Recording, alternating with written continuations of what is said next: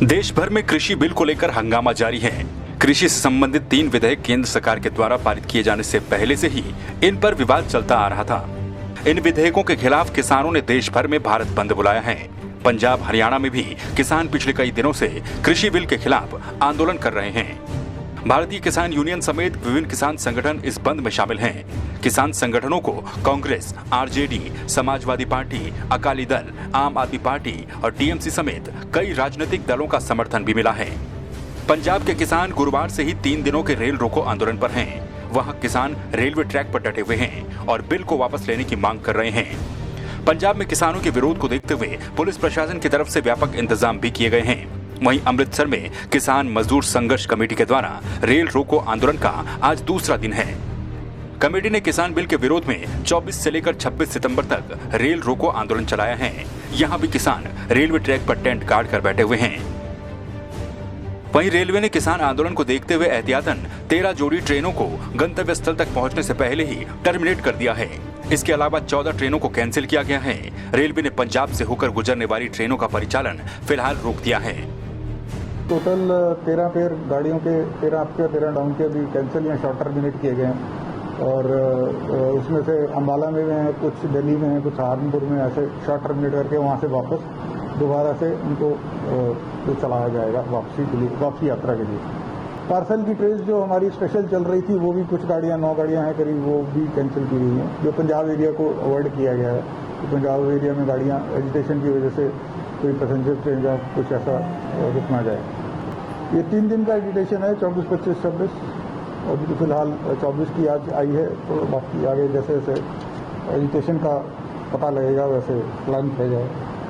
वहीं उत्तर रेलवे के general manager Rajiv Chaudhary ने किसानों से अपील की है कि संकट काल में किसान रेलवे की संपत्ति को नुकसान न पहुंचाएं। साथ ही उन्होंने ये भी अपील की कि आम यात्रियों को भी कोई दिक्कत न हो, इसका भी ध्यान रखा जाए। पंजाब बंद के इस दौर में मेरा आपसे ये विनम्र निवेदन है कि कृपया रेल संपत्ति को क्षति या नुकसान ना पहुंचाएं, रेल यात्रा को बाधित ना करें, नुकसान ना हो, सवारी को दिक्कत ना हो। इसके लिए हमने 25 सवारी गाड़ियां पहले ही कैंसिल या डाइवर्ट या पार्शियली कैंसिल कर दी हैं, लेकिन माल गाड़ियां अभी भी चल रही हैं।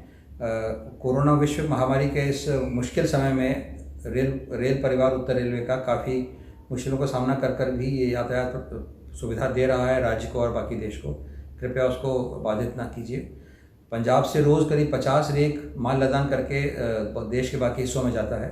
इसी तरह लगभग 10 रेक रोज़ पंजाब के अंदर आते हैं जो उर्वरक, कोयला, पेट्रोलियम प्रोडक्ट्स इत्यादि लेकर आते हैं, जो पराज के शहर और गांव में जाकर लोगों को सुविधा प्रदान करते हैं। कृपया उसको बाधित ना करें, मेरा आपसे विनम्र निवेदन है।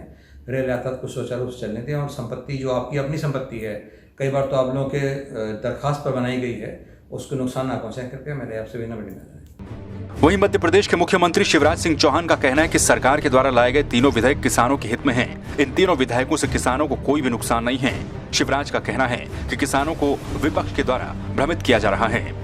तीनों विधेयक जो पारित हुए कृषि से संबंधित, ये किसानों के लिए वरदान है, वरदान। किसानों की आय दुगना करेंगे, किसानों का सशक्तिकरण करेंगे। विपक्षी जो विरोध कर रहे हैं वो किसान द्रोही हैं, वो किसानों के शुभचिंतक नहीं है, वो किसानों को भ्रमित करने का प्रयास कर रहे हैं, लेकिन ये भ्रम सफल नहीं होने दिया जाएगा। किसानों की आय बढ़ेगी। आखिर दिक्कत क्या है उनको?